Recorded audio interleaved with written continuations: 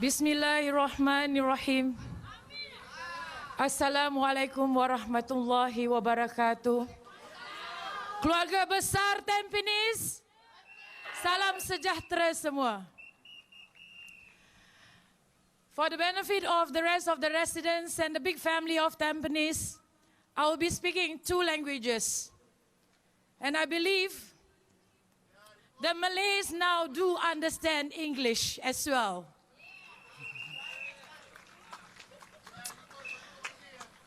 All right, we've been talking about breaking of promises that hurts a lot of Singaporeans. And for this, I would like to bring all of us, to the pledge, the National Pledge of Singapore. And this National Pledge of Singapore, who should understand better? Are the leaders who should understand better. The MP should know better. They should understand the meaning of the pledge. Let us bring you through the pledge. And do you know who wrote this pledge? The National Pledge was written by Sinnathamby Rajaratnam in 1966. Shortly after Singapore independence, Rajaratnam revealed that dream was to build a Singapore we are proud of. Are you proud now? No. I cannot hear you. Are you proud now? No. He believed that language, race, and religion were diversified factors, but the pledge emphasizes that these differences can be overcome if Singaporeans cared enough about their country, which we all have done so. Can I have every one of you say the pledge and remind your MPs about our pledge? We, the citizens of Singapore, pledge ourselves as one united people, regardless of race, language, or religion, to build a democratic society. Let me repeat, to build a democratic society based on justice and equality, so as to achieve happiness, prosperity, and progress for our nation. You ask the MP now, are we happy or not with them? 50 years you say the pledge. 50 years you say the pledge. 50 years you promised Singapore. And what happened? What happened, Singaporeans?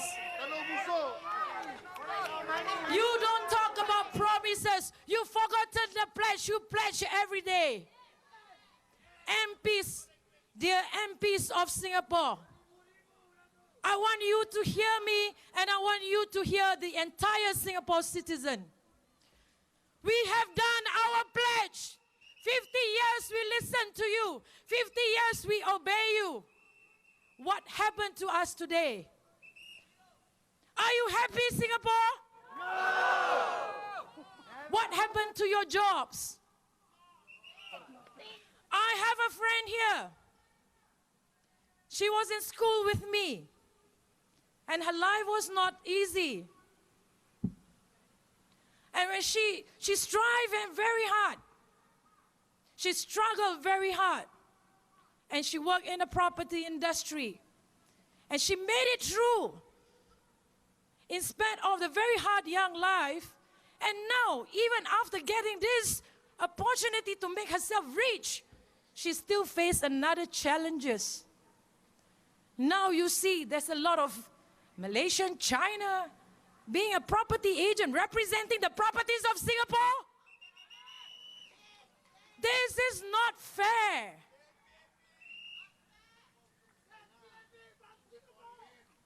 And how do we explain the inequality?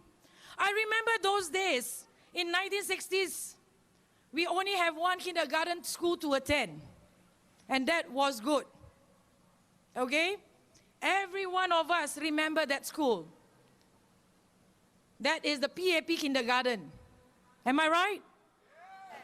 We all go to the same school. That was equality.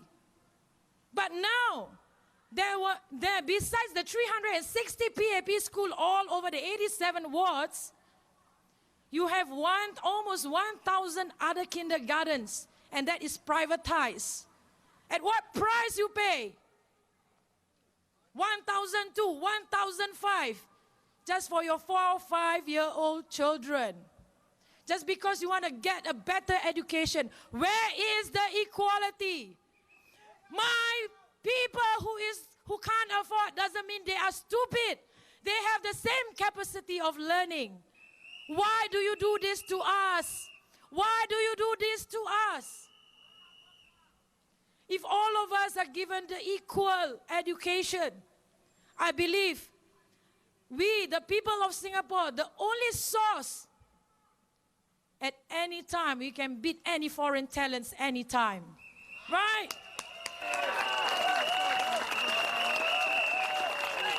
Here, the taxi drivers. Last time, the taxi drivers, they only speak Malay, Hokkien, and a little bit English. Cik, pergi mana? Gelang. Amoy, mau pergi mana? Lai ke Teluk. Wai ke Chinatown, esai be uncle. Kului ah? Ah, biao kin la. Nang ko poi esai liao. I do not learn my Hokkien or my Mandarin through another school or any additional courses. I grew up with my fellow citizens of Singapore. And that's how I pick up this language. I don't speak this to impress all of you. I grew up in this country of mine. And this is the language we speak. When I bought a taxi and I talked to a few taxi drivers, what do you do, uncle, before you drive a taxi? I'm an IT manager. I am an engineer. I am an executive director. I lost my job and I'm 40 plus. I don't know what to do. Nobody wants to employ me. Who took over your job, uncle? I used to earn $5,000, now $3,000, $2,500, they got the job. And this happened since 1990, slowly, slowly, and slowly. And now, both husband and wife got to work. And at times, the children also have to work extra besides their school, just to support their family, just for their own education.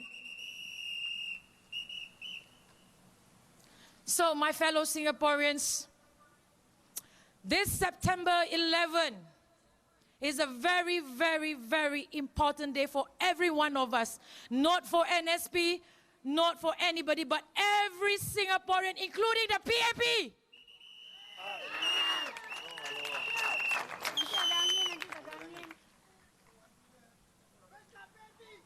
We need you to vote us into the parliament. There's no point speaking here. They will just brush us away. They will just don't care about it. So what if there's so many people down here? If we couldn't get into the parliament, there's no way our voice will be heard. So what are you going to do? Who are you going to vote? Who are you going to vote? Who are you going to vote? Do you see all the notice and sign, the white color, with the abbreviation of PAP? No. He's telling you to pick another party.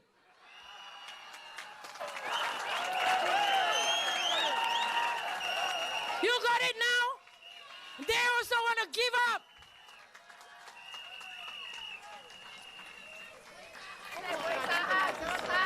Wang masih boleh tahan liao.